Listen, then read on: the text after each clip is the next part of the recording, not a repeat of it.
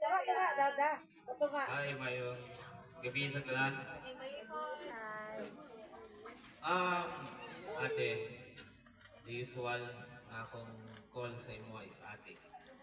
So, kita ka ng mga roses nga imo ang dawat 18 na kabuo. Pero multiple times pa niya ang turns tunok sa itong kinabuhi. So, bisa-bisa kong kanindot na to ang mga plano sa itong Yeah, kinabuhi. balloon. Is it a balloon? What color is the balloon? Pink. Oh, very good. Pink. So, Oh, eating, pink. yes, adult na ka, pero it doesn't mean na you are Black. free. Did you see the black? May responsibilidad Black mo balloons? yapon, Wow. bilang parent mo, bilang dada mo, na mo guide yapon sa mga kay diya nga mga gikan, nakagin ni diya nga mga edad. Nakita na po na mo ang mga cons sa ingana nga mga edad.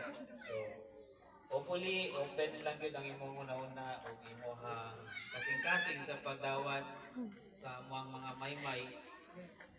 Soft man or smooth man or hard nga mga maymay pero para na sa imong.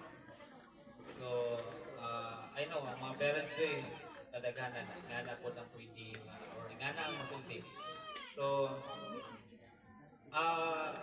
yes, nagpasalamat po sa Matagusa na nakakaroon, nagduyog sa pag-celebrate sa 18th birthday ni Ate Dimple. Salamat sa Mari. Taga-Tupi, salamat sa paghatag din sa inyong higayon, sa pagbisita diri, sa pagduyog sa mga celebration sa birthday ni Ate.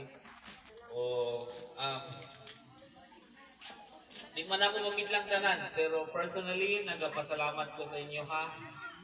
I know, naamo karon para paghatag sa inyo ha, mga blessings sa iya kay ate. So, nag-prepare aning mga pagkaon, salamat kayo.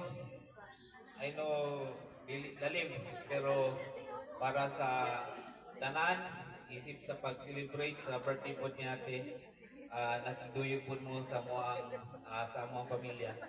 So, di man nato ko maisa tanan, pero nagpasalamat dito personally sa inyo ha. So, sa tanan, sa pagpadayon sa ito ang pagtipon karon hopefully mga i-cherish nato ni siya na memory labanig ka Balloon. familiar ba ka sa tawag ni kining heart photography?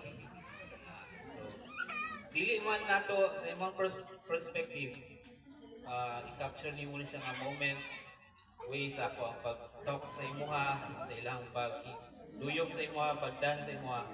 Kana dili na siya ma-erase sa imuhang memory, ma-cherish.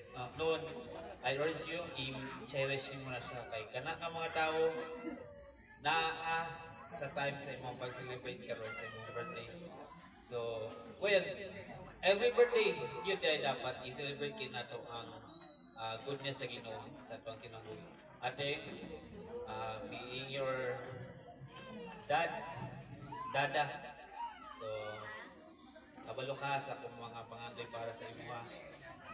Despite sa man kung sa man ang mga reality sa ato ang between sa ato ang relationship, pero ang akong pangandoy para sa imo paglambo. Hopefully, personally, isulti na ako, I love you ate. God bless you.